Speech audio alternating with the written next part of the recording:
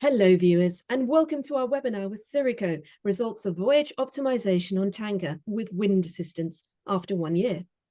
Our guest speakers are Sébastien Roche, General Manager of Shipping Performance and Innovation from TotalEnergies Trading and Shipping, Hector Firino Martell, Fleet Manager at Socatra, and Alex Caizergues, CEO and co-founder of Syroco. They'll be leading a presentation shortly, so if you have any questions for them, do type them in the Q&A section of your screen. And now here's our host and founding editor, Carl Jeffrey, to start the talk. So our webinar today is going to share the results of fitting rotor sails on a tanker for a year, and then sailing with the support of weather routing and vessel optimization software. The vessel is the 50,000 deadweight ton chemical and products tanker Alcyone, operated by Socatra on charter to TotalEnergies. And the rotor sails were from Norse Power, and the weather routing and optimization software is from Syroco. And we're going to be hearing today from TotalEnergies, Socatra and Syroco. So first we're going to hear from Sébastien Roche, General Manager Shipping Performance and Innovation with TotalEnergies in Paris. He's going to explain what TotalEnergies was seeking to achieve. Then we're going to hear from Hector Martell, Fleet Manager at Socatra, based in Bordeaux. Hector will talk about the choice of vessel, how the trial went, and the feedback from the captains, and where Socatra is going to go with wind power from now on. Then we're going to Marseille in the south of France to hear from Alex Caizergues, CEO and co-founder of Syroco. He's going to explain how Syroco's software tools were used for weather routing and optimizing the operational parameters of the vessel to make the most out of the wind. And you should know that Alex has been the world's speed champion in kiteboarding 4 times over, so he knows quite a lot about how to get the most out of wind. Then we're going to go back to Hector from Socatra to hear about how the savings were achieved. And finally, Sébastien will tell us what this means for a charterer. So we've got 5 segments to the webinar. They should all be about 6 minutes long, which should give us plenty of time for questions at the end. You can type them in the Q&A box at any time. Please say who your question is for. And we've also got Syroco specialists available who can answer questions specifically about their software in written form. So I'd like to invite Sébastien to start with TotalEnergies' perspective. Thank you, Carl, and good morning, everyone. So I'd like to start with a word on the broader transformation that is underway at TotalEnergies before we dive into our shipping activities. Since 2020, our company has been engaged into a deep strategic shift and transformation, which is positioning us as a key player in the energy transition. So basically, this transformation is built around 2 main challenges. The first one being continuing to meet the world's energy needs of today, and doing this while significantly reducing our industrial emissions. And the second is building the decarbonized energy system of tomorrow, with electricity playing a central role. And underlying those 2 pillars, ensuring that all our activities contribute to a sustainable development.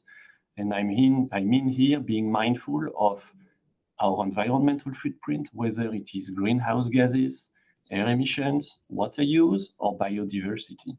If you want to know more in details, I encourage you to check out and read our annual Sustainability and Climate Report, which provides a lot of insights into the topic. So to wrap up this quick introduction, I'd just like to draw a parallel and say that sustainability is becoming part of our company culture, of our company performance model, just like safety has been for years. So after this quick word of introduction, let's now zoom into the role of shipping into this transition.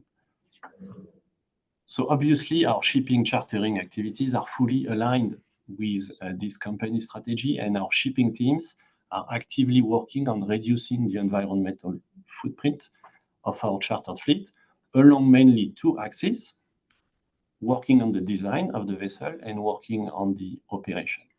So I will elaborate a little bit more on the design to start with. So that means building a cleaner fleet. How do we do that? What do we do? For many years, we have significantly improved the efficiency of our long-term time chartered fleet by continuously renewing the fleet with newer ships, latest design, having a strong focus on alternative fuels and energy efficiency, while, and it's important, being always mindful of the economics and market competitiveness of each project that we undertake. So today, we charter a lot of dual fuel ships with, just to give you a couple of examples, a dozen of LNG dual fuel tankers. We also charter LPG fuel, LPG carriers. And more recently, we have welcomed in our chartered fleet our first methanol-capable vessels, with more of them expected to be delivered in the next month. And finally, another alternative energy, very clean energy, joined our fleet last year. And now you see me coming, I'm sure. I obviously speak here about the wind propulsion. Wind is a clear energy that is available at sea. That's a technology we began investigating some years ago, back in 2018. But in the beginning, like many players in the shipping, we really struggled to find the good business case for our activities with the sail technology. We charter ships mostly on tramping, so it was hard to estimate the proper fuel saving potential and the return on investment. Finally, we identified the perfect candidate in our portfolio, and the MR tanker Alcyone, owned and operated by Socatra, was finally retrofitted with 2 rotor sails early last year. I'm sure Hector will explain you why she was the perfect ship for the project. So here it is for my first axis. You remember working on the design, but a cleaner fleet also comes through operation. And here I mean smarter navigation for cleaner voyages, the second axis. When we worked on the Alcyone project, it quickly became very clear to us and to Socatra team that in order to maximize the performance of the sails, the vessel needed to catch the most favorable winds along the route. The solution to this problem was voyage optimization and weather routing technology. The target for us as a charterer was really clear: minimizing the fuel consumption for a given voyage. Less fuel consumption means less OPEX and less emissions. It's clearly a win-win combination. So we searched and we scout the market for a tool that could model the MR tanker, Alcyone, but also, and very importantly, integrate the rotor sail into the algorithm in order to provide, at the end of the day, a fully comprehensive multi-parameters optimization.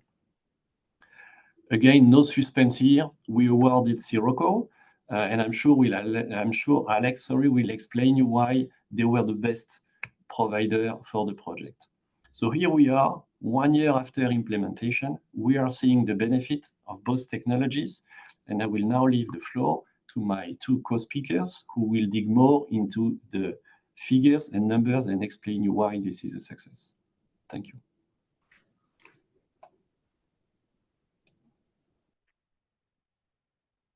Yeah, hi everyone, and thanks, Sébastien.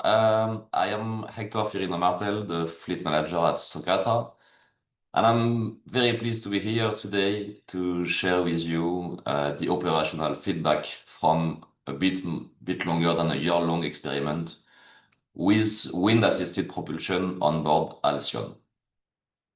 As Sébastien said, this project brought together several partners: North Power, Syroco, TotalEnergies, and of course ourselves, to explore not just a technical retrofit, but a new way of operating a modern tanker using the wind as a true ally in decarbonization.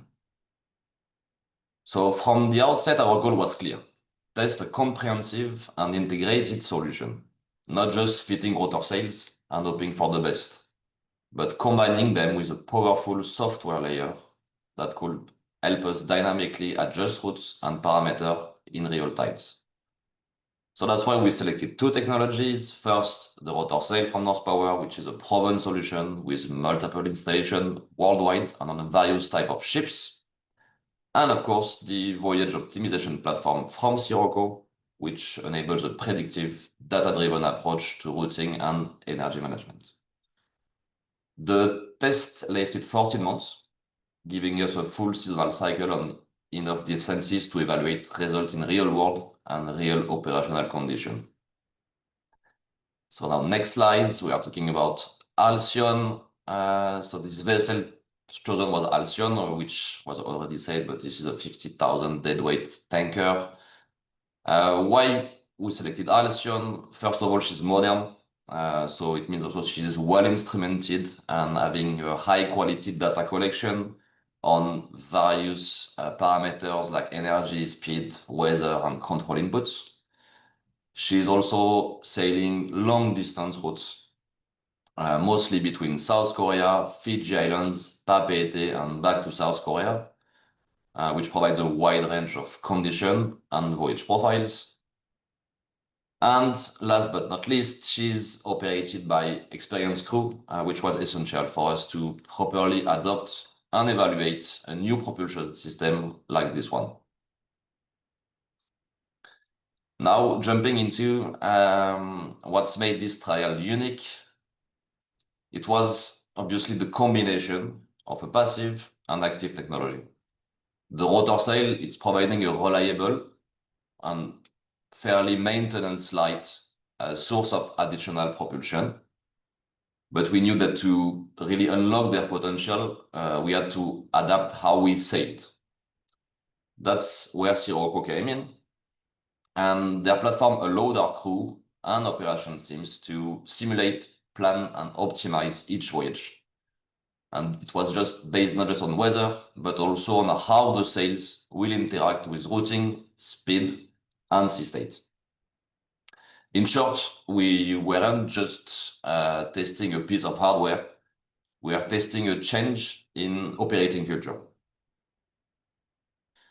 Now talking about the crew and how the crew responded at the beginning. As you can imagine, it's not every day that you ask a captain to start sailing again. There were some curiosity and also some skepticism. But very quickly, the system was well received. After a few voyages, the team had fully integrated the key changes, how to anticipate the wind and adjust accordingly, how the rotors are affecting visibility and maneuverability, particularly at low speed, and how to factor rotor performance into voyage planning decision. Several captains actually even commented at the beginning that it felt like they were going back to seamanship, reconnecting with weather and routing rather than just using engine RPM and ETA.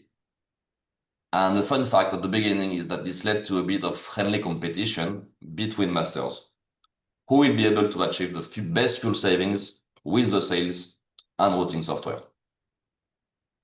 And now I'm leaving the floor to Alex. Thank you, Hector. Thank you for being here and be able to testimony about 1 year on board the Alcyone. So to come back to our platform, it's a web app. That means you can access it from every device and computer, and it's one of the main let's say advantage of the platform. It's a very easy to use platform used by masters and navigation officers on board to give them as fast as possible the main informations they need to get the best and most efficient routes in their operations. So the core of the platform is made around digital twin. That digital twin mixed the naval architecture data, so let's say the hull shape, the aero, all the propeller characteristic, the engine characteristic, and then we merged that data with operational historical data that give us the most accurate twin to be able to play it alongside the navigation of the ship, to be able to provide him, thanks to a multi-objective algorithm and some very accurate metocean data, the most efficient route he can get on the way. So of course, in the case of the Alcyone, we take into account the rotor sails. The North Power model is integrated to our digital twin.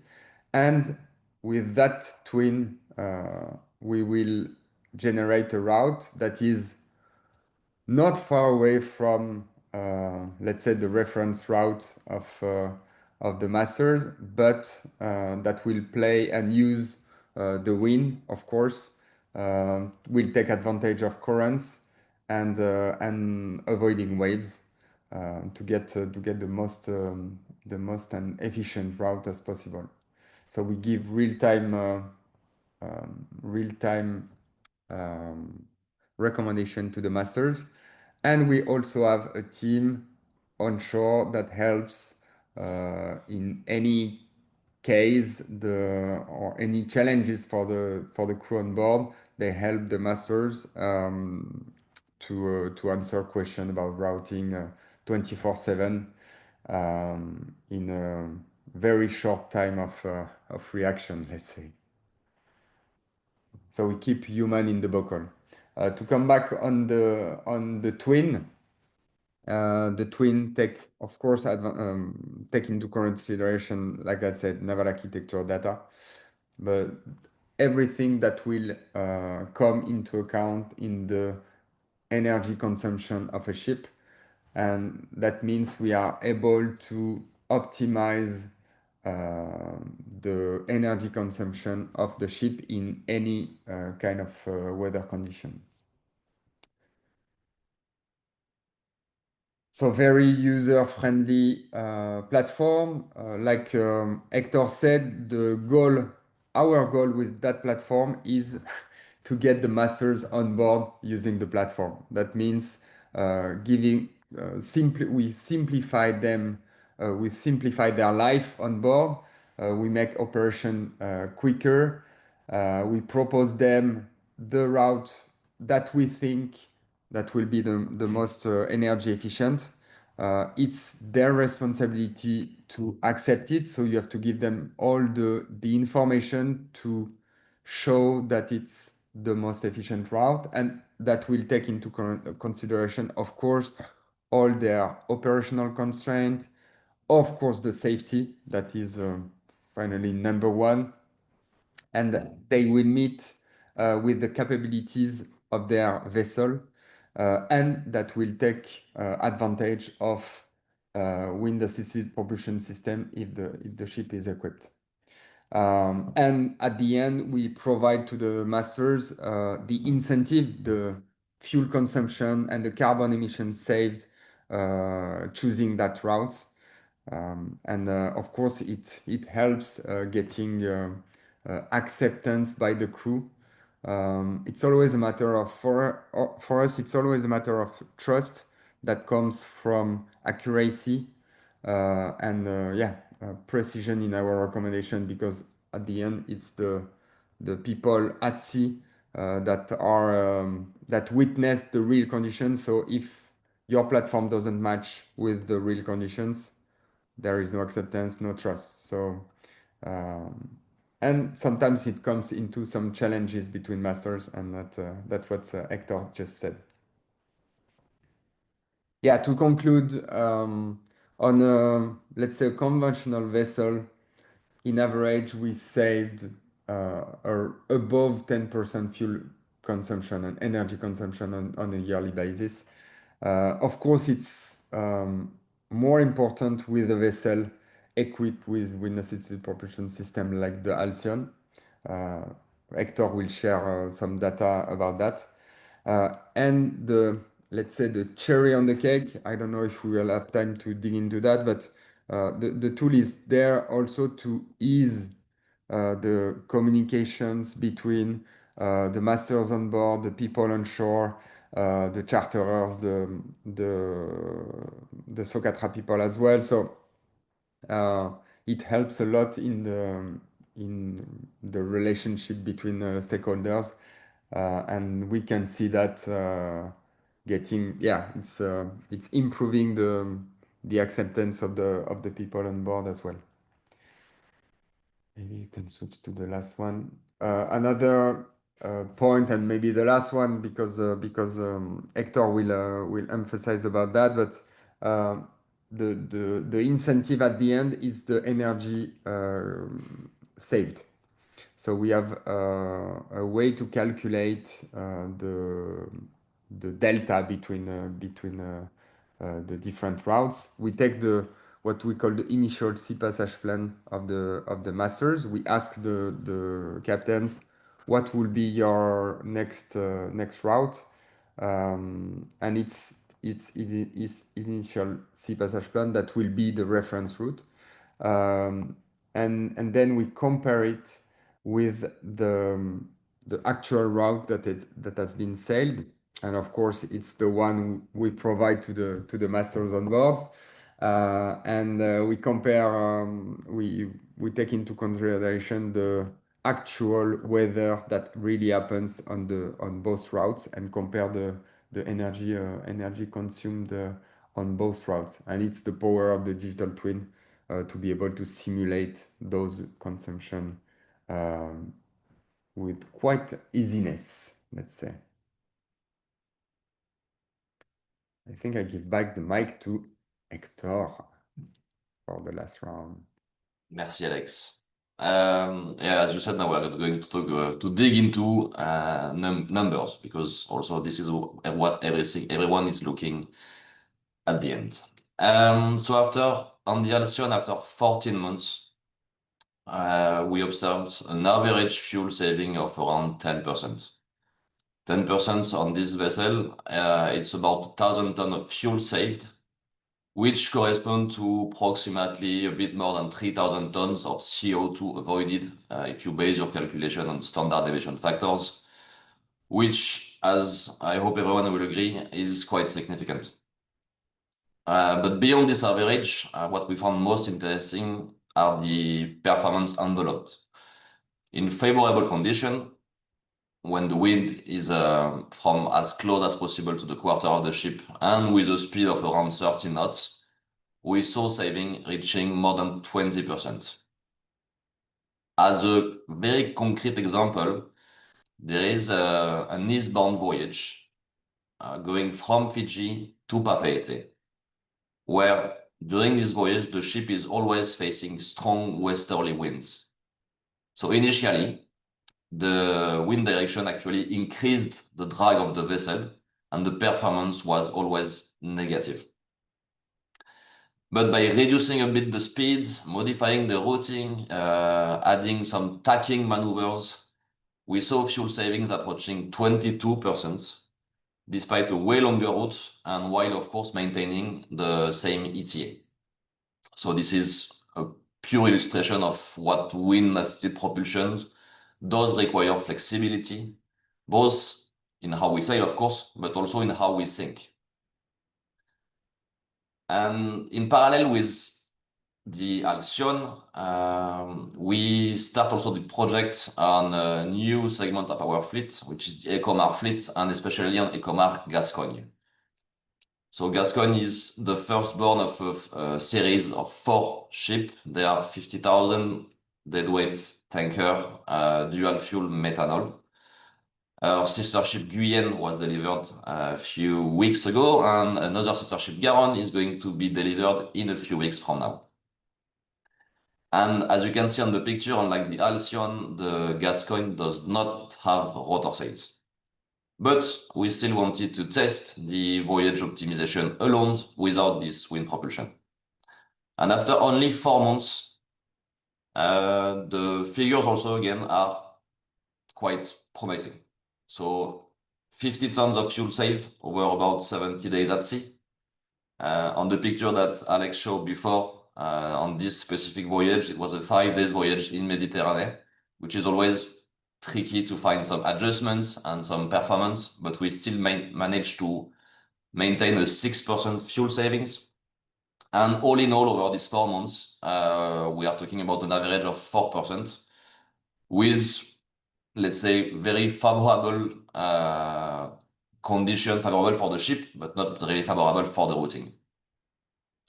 But this definitely suggests that without hardware like sails, an intelligent voyage management can bring definitely measurable gains. And so after this 14 months campaign on several ships, what we learned? First, wind-assisted propulsion, it has real operational potential, but only if it's supported by smart routing and, of course, engaged crews. You cannot use it as a fit and forget. You need to create a full ecosystem of tools and behaviors. Second, of course, the optimization software has a major value behind wind. With the Gascogne, as we see, we've proven that predictive routing, even on a conventional powered ship, can definitely yield results. And third, of course, the crew. The crew plays a central role. Training, feedback, experimentation, these are really critical to ensure success and performance over time. Now for Socatra, the next steps are quite clear. We need to evaluate other candidates in our fleet for wind propulsion technology. We need, of course, to combine this wind technology with other energy efficiency technologies like Syroco. And of course, as from the beginning, talking about the crew, further develop our crew support, our onboard tools, and our operational playbooks to scale what we've learned since the past 14 months. And that will be all for Socatra. And thank you. And I think, Sébastien, the floor is yours again. Thank you, Hector. Difficult to add anything on top of you just said, guys, but from the charterer perspective, what is the value? The value is really clear. Huh? It's for the same voyages, so moving our cargo point A to point B, we see an immediate reduction in OPEX, fuel expenditure, and GHG emissions. Correct me if I'm wrong, Hector, but I believe before Alcyone, we were also chartering another ship from Socatra on the exact same trade. And Alcyone being a modern design with the rotor sails, with the routing, I believe we achieve almost 50% reduction of the greenhouse gases emission for the exact same work and same cargo delivered. So that's impressive. I'd like also to mention that for us as a charterer, voyage optimization also comes with the challenge of adoption. Hector and Alex touched it on the crew side, but we face exactly the same at the other end of the chain on the trading side. Imagine, so we have the trader seated in an office with the question, hey guys, where are you going with my cargo? Because this is not business as usual. So also on our side, we have this adoption challenge with the need to trust the technology, to trust the tool in order to let it go and to tap all the benefits. We were already convinced about the weather routing as a technology before the Alcyone project, but this particular one, because of the sails that really amplify the benefit of the routing, has been a great ambassador internally to explain how the routing technology works. And it really helped us to convince everybody to continue deploying this technology on the broader fleet, even on more conventional vessels like the Gascogne, Ecomar Gascogne that Hector presented. And to conclude, I may zoom out a little bit from this project. We all know there is no silver bullet to decarbonize shipping. and the industry is looking at many different alternative technologies, fuels, whether it's ammonia, methanol, hydrogen. I don't know what will be the clear winner or if there will be several fuels at the same time, but what is sure is that energy efficiency is a mandatory step and will always be a right move towards decarbonization. You cannot be wrong with energy efficiency. It helps for decarbonization, it helps for regulatory compliance as well. So the technology is there. We've just saw this today. It proves to deliver good results. Crew and ship owners are enthusiastic to use them. Of course, it's not business as usual, but this Alcyone case is, in my opinion, a super good illustration that working together with like-minded partners, evaluating the technology with method, with sound engineering, listening to the crew, what they have to say, how they use the tool and the equipment. All of that, ultimately, it's a lot of work, but it pays off. And today, this Alcyone case is really a good testimony for this. So I'd like to thank very much, especially Socatra, Syroco, all the teams for all the great work that you have put into this project to make it happen as we can see today. Thank you very much. Well, that's great. Well, should we go into the Q&A session? So I can see there's 11 questions on the on the board there. So just for the audience, you can put a thumbs up for a question you really like. I'm not sure we'll have time to take all the questions, but if you, and then you can sort the questions by the most upvotes on the top right. So I can see we've got 2 upvotes from a question from Ivan Ruiz Garcia, who is I've lost him. But anyway, so does Syroco take into account the effect of rotors and its interaction with the wind? I guess that's exactly what you do. Is a quick one for you, Alex? Do you think? Yeah, quick one.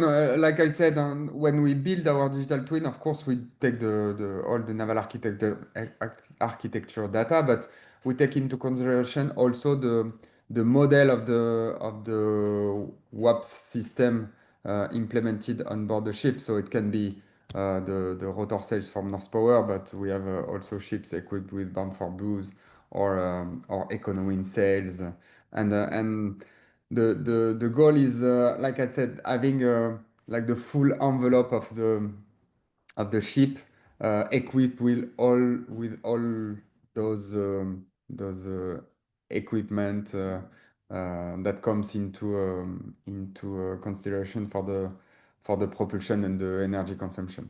And to also to answer the second part of the question, our platform is providing a route based on forecasts. So actually, we have a provider that gives us the very accurate deep sea forecast. And of course, when we do a recommendation, it takes into account that weather also. Oh, very good. So we've got 2 upvotes for a question from Vedam Design. It's a naval architecture company in India. I think this is for you, Alex. So how are you using the digital twin and the whole forms for suggesting the route? Are you doing computational fluid dynamics? Yeah. Yeah. Yeah, it's one of our let's say starting point to build the digital twin. Of course, we use the naval architecture data, but we use it for something, and we do some CFD runs to get a prediction of performance in different sea states and speed as well. And it's using all the historical operational data that will help us calibrate that digital twin. So it's a merge between naval architecture and data, and that's why we were talking about that just before. But AI comes into play in that subject as well, because we use algorithm to fine tune the performance of the twin. And there's a follow-up question. Are you using weather sensors to fine-tune the model, or are you using just weather forecasts? Now, weather forecast is the base for our prediction. And then when the ship is equipped with high frequency data that gives us real-time weather data, we use them as well. But it's not, let's say it's not mandatory. It will help us recalibrate our twin because you get actual weather data, but we also do it with in-cast data. Very good.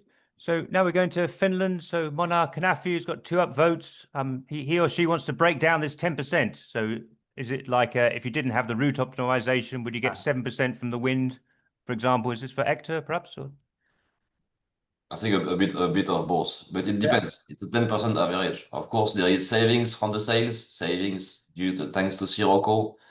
But we have of course we split the calculations. But the computation provided by Syroco is split into what was gained here and there. But what we like to see also, and what we like to share, it's a general result.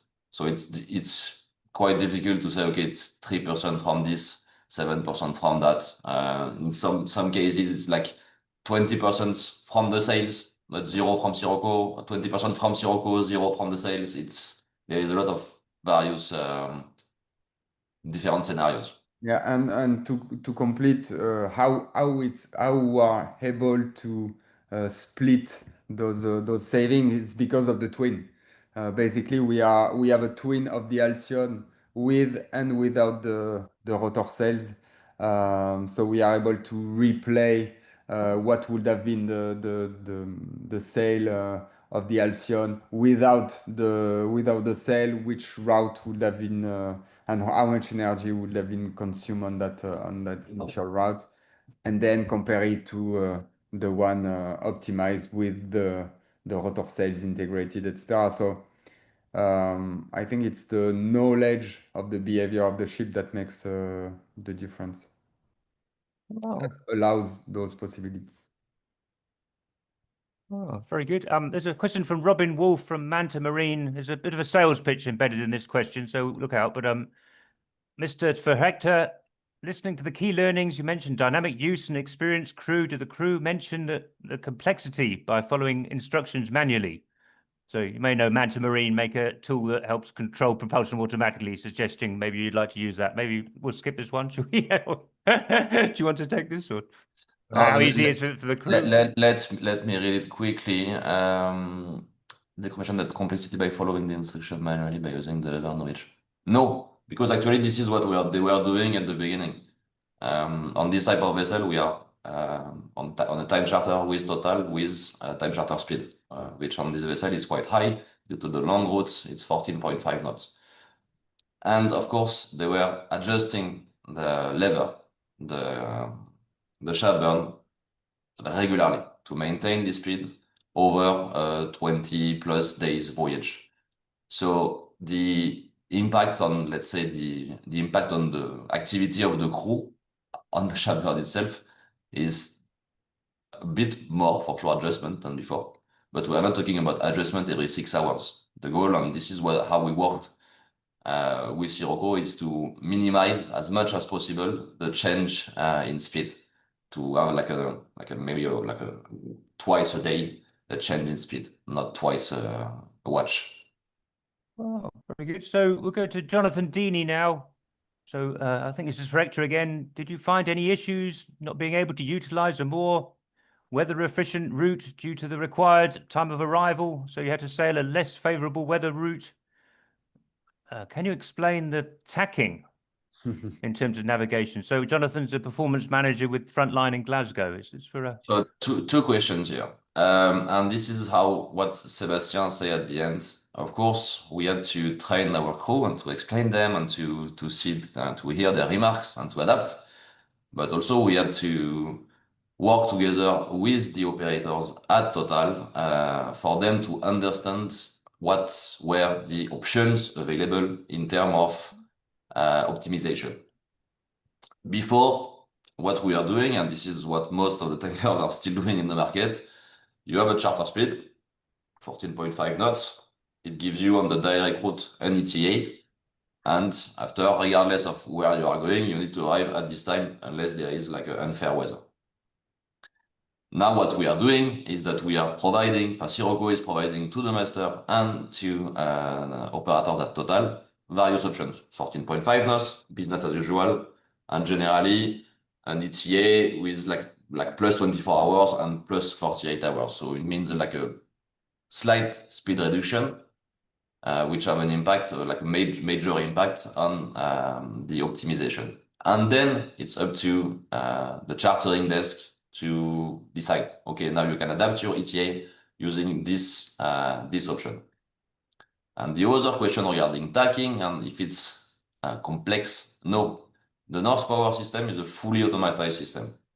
So you have the wind coming from the side and the rotor sail are turning in one way, and then you start going closer to the wind to prepare your tacking. The sails will start to reduce their speed because they will be less efficient.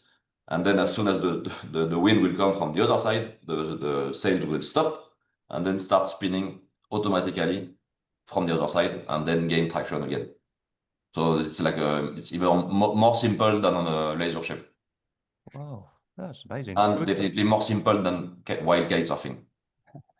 Wow. So we'll go to Copenhagen now. Peter Sinding, who's the head of digital solutions with DS Norden, would like to ask Alex, do you include added drift and rudder usage, which is caused by the wind-assisted propulsion to your model? You did. Well, somebody said going the other way actually added drag, so I guess you must do, isn't it? Yeah. Of course, it's one of the thing we take into account, the leeway generated by the usage of the sails on board, and of course the adjustment that needs to be done on the rudder setup. That's of course that is taken into account, and we are also taking into consideration that for the optimization. So we do the work on the twin building, but also for optimization we give recommendation taking into consideration the leeway and the rudder angle. Wow, very good. So we go to Stena Line, Sweden, Ruhialu. I think this may be a 1 hour answer. What are the optimization principles behind Syroco, Alec? Can you answer that in 1 minute? Or maybe you'd like to meet Ruhia for a private chat later, is it? Maybe in 1 minute. We have, let's say, a very complex formula to calculate the energy efficiency of the twin. And we use that very complex formula to put, we take that formula into our multi-objective algorithm that is a genetic algorithm, if you want to dig into details, that will propose, let's say, for Atlantic crossing, 1,500,000 possibilities compared to 150 possibilities for, let's say, historical weather routing platform. So two different worlds. But it's allowed. It has been allowed thanks to the connectivity on board the ships that allows us to make huge calculation in the cloud and push back to the on board to the master only the route and the, let's say, the elements that will like the map and all the weather data that will show to the masters that is the most efficient route. Wow, very good. So we're going to India now. Prabhalash Colliery, he's a lead technical advisor with a oil major. I don't know if I'm allowed to name, but Sébastien is going to take this question. Was the voyage pattern an important factor in the design stages? Oh yes, simple answer is oh yes, it was key actually. As I mentioned, the wind propulsion technology at large, and not only the rotors, but all of them, it's sometimes difficult to build a business case and to pull the trigger on those. Here on this exact Alcyone project, what was really good was very long time at sea, so a big number of days sailing per year, predictable route because the ship is engaged on a fixed pattern, which is really not the case usually on the tanker market. So this one was very, we were very lucky on this. So ultimately, yes, to answer your question, the route was a key enabler to run the project and make it happen. Oh, very good. And then going to David Stevens, he's from BP. I think perhaps this is for Hector, asking why you chose the rotor sails. He says Flettner sails. I can't remember if that's the same thing, but is it? Do you want to take that, Hector? Yeah, we can. When we decided to retrofit or to install on board the Alcyone a wind propulsion system, it was close to 4 years ago, and at this date, the only powerful enough and tested enough system was the North Power rotor sail. So that's as simple as that. Because installing a system like this, it's not that complex, but all the administrative behind with the class, with the flag, with the port authorities also, it's quite complex. So coming with a known system is, let's say, way easier.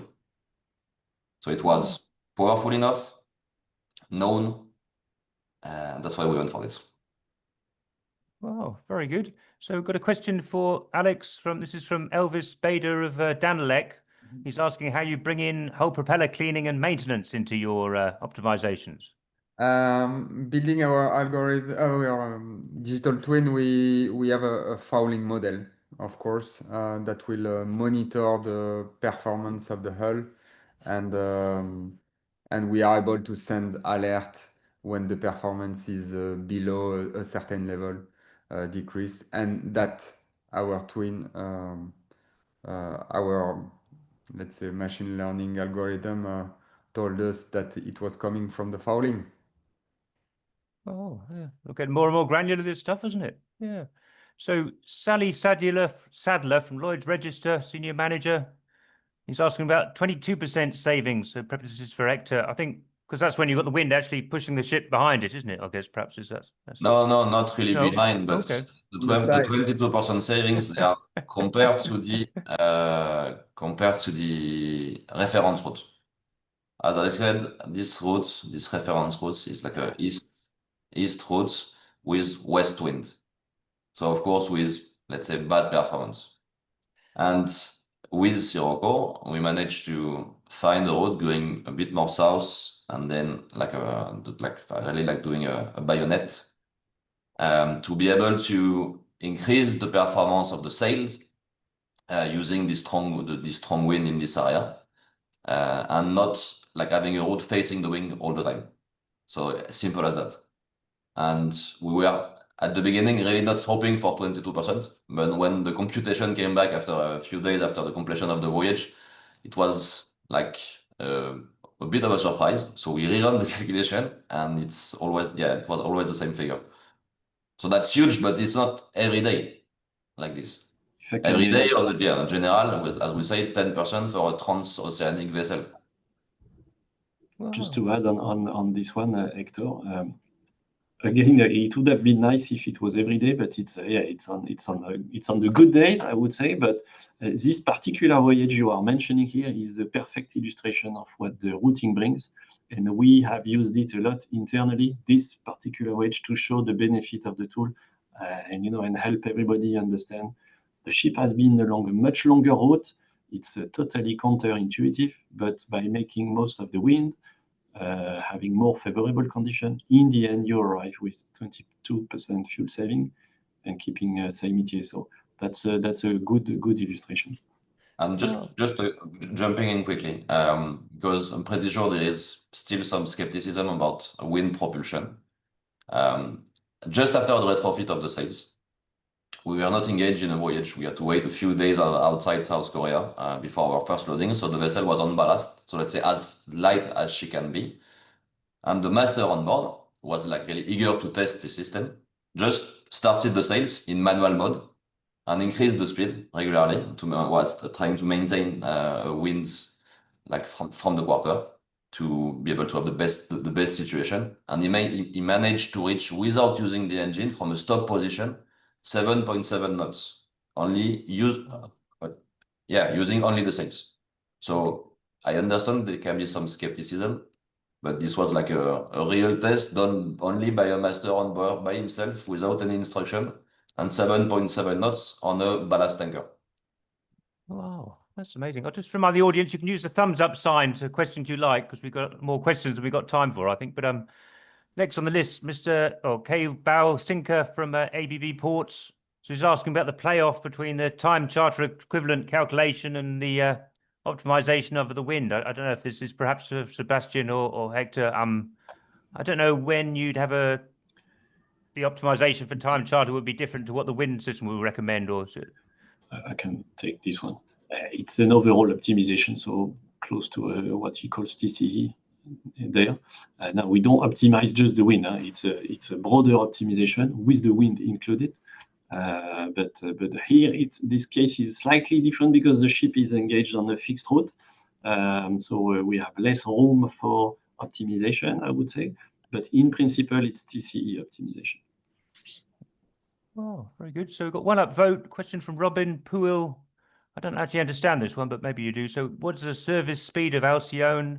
And to compute the benefit, which references use direct route / constant speed and ETA? I don't know what is. Hector, do you know? Is that a question you understand? Or so?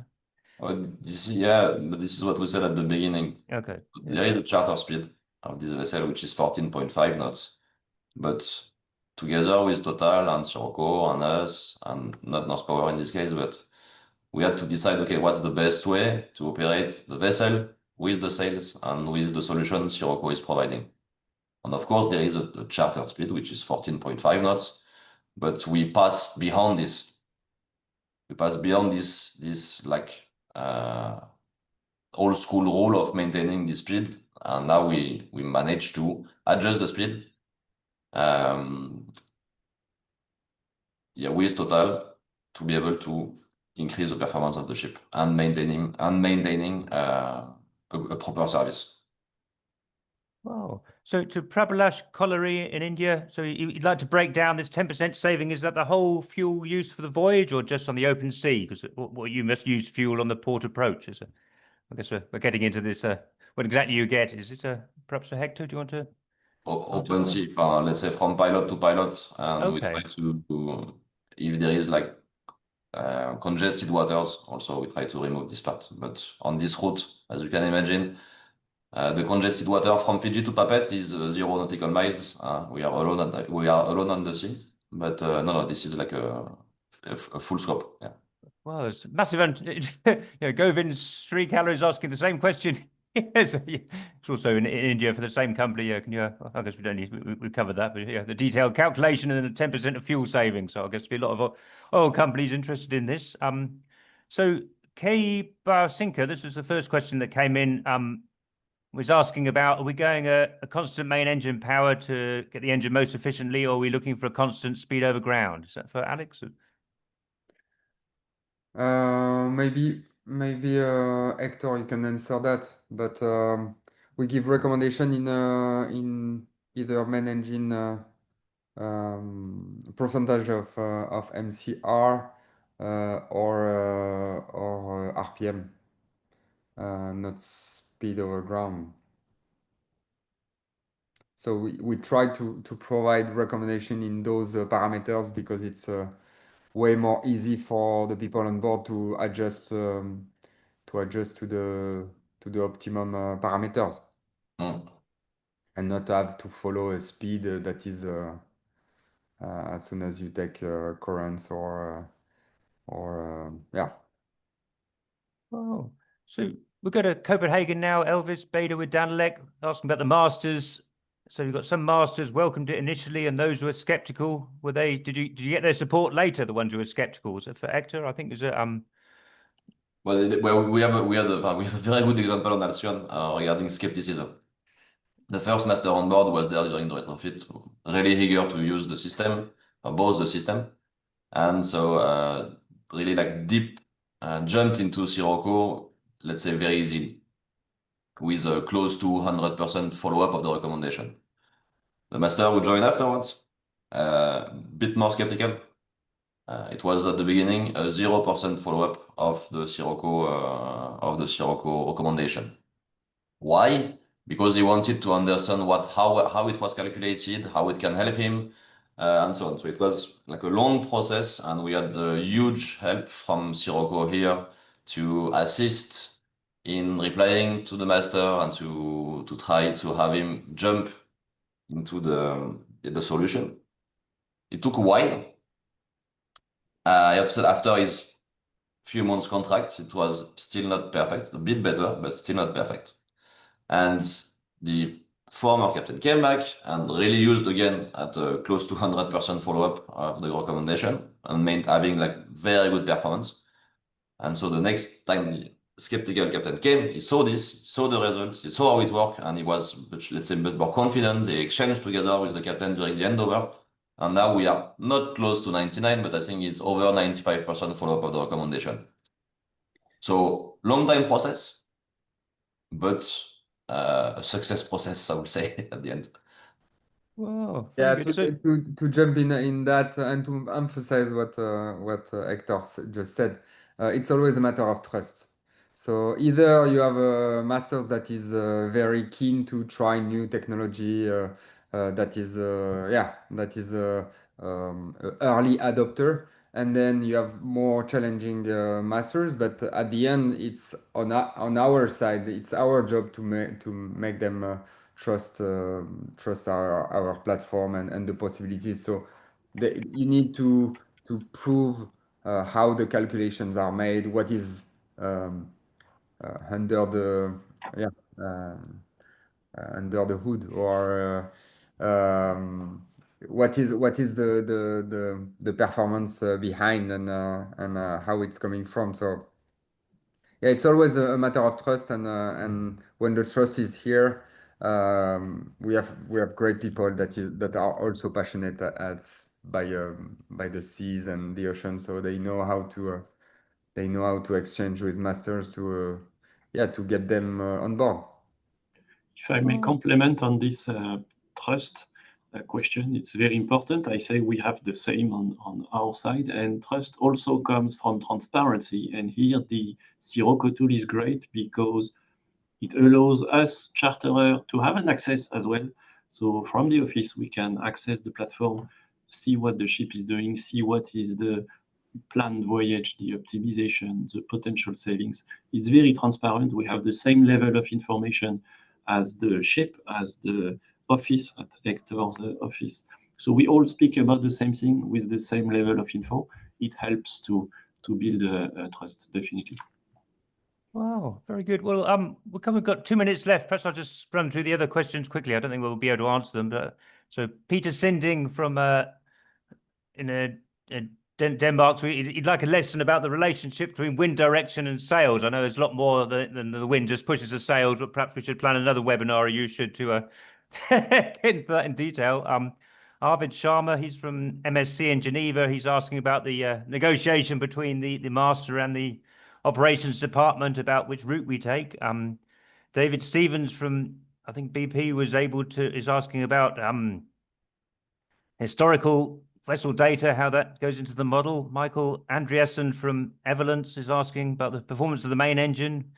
Izan Ruizgas here is asking how people feel about working next to the motors and rotors. And Maxime Dupuy in France is asking how frequently can control be changed. But perhaps we'll give the last word to Alex. Shall we? Do you want to take a minute to say anything you like? I don't know if you answer those or just say goodbye. No, maybe just to conclude, it's those